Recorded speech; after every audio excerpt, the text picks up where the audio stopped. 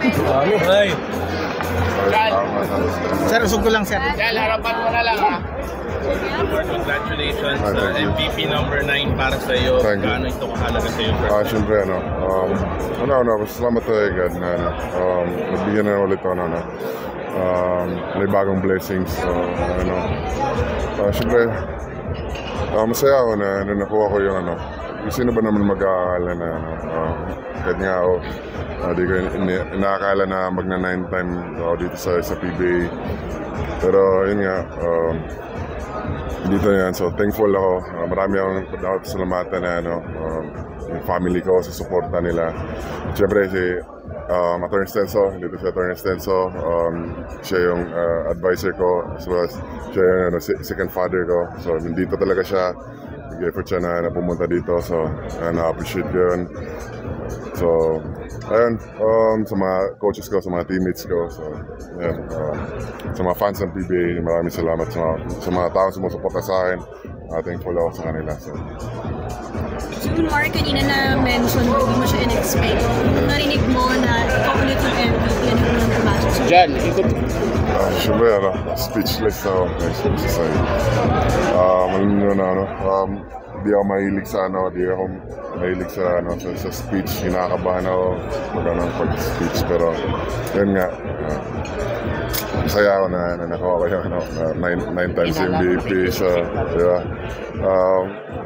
Nung na-injured ako, nung nabali yung yung tibia ko, maraming nagsabi na wala na, hindi na ako makakabalik sa PBA. Pero kahit nga ako, nag-cross din sa isip ko na baka hindi na natin talaga makakabalik. Kasi nga, bali na yung ko eh. Pero yun, ginawa ko yung therapy ko religiously. Kasi pag mag-give up ako, like, by default, talo na ako, di ba? So what if kung bigyan ko ng chance yung sarili ko, what if gawin ko yung mga exercises, mga therapies ko, mga rehab ko religiously, baka magbago yung takbo na baka makabalik ako. So yun yung ginawa ko at yun nga yung nangyari. So yun yung dapat wag tayo mag-give up kahit normal lang naman yun, na mag-struggle tayo. Part lang yun sa part yun ng growth natin, struggle. Hindi natin part yun ng journey natin. Hindi natin maiiwasan yan. Lalo na sa mga players, injury talaga yung pinaka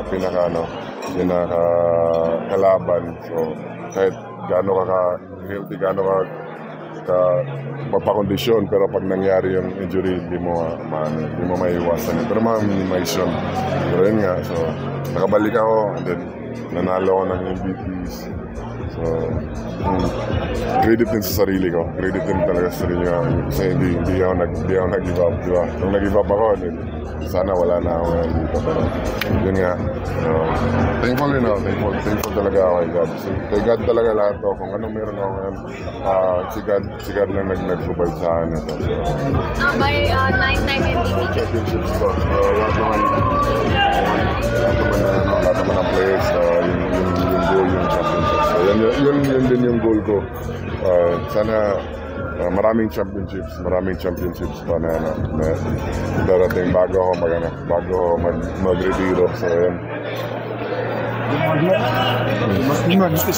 Kaya ba number 10? Kasi parang pag 10 na, parang klaseng number na yun. Double digits. Di ko tawag nito. Di ko iniisip yun kasi yung inano ko, game by game, like one game at a time, one conference at a time. Hindi ako yun yung goal ko pang 10. Pero kung darating yun, hindi yun yung goal ko. Kasi pag yun yung goal ko, hindi ko naisipin yung mga limits ko. Baka sarili yung naisipin ko, baka magbuwak ako na ako dun eh. Kasi may goal ako eh. Kailangan ko makakuha na 10 Pero hindi yun yung goal ko. Kung ano yung numero 1, sa tingin ko yung nag-work para sa team, yun yung gagawin ko. Kung darating man yun, darating yun.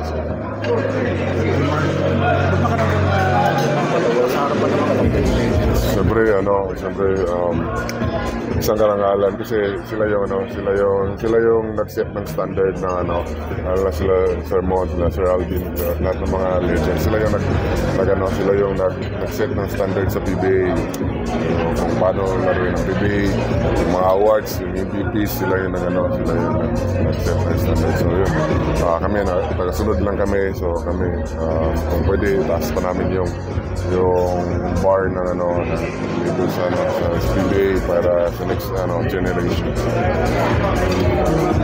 Edward, nasabi mo kanina dun sa speech mo na hate mo pa dati yung life mo, pero na-realize mo na...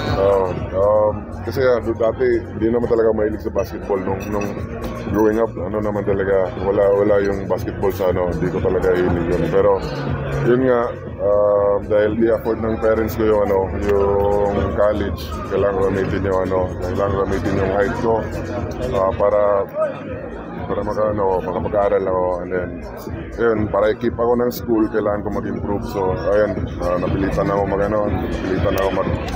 mag-practice kailangan kong mag-improve. So ayun, nag-improve naman ako. So thankful ako kila Coach Joel Gomez, Coach Caleb, lahat ng mga coaches ko doon, mga teammates ko doon.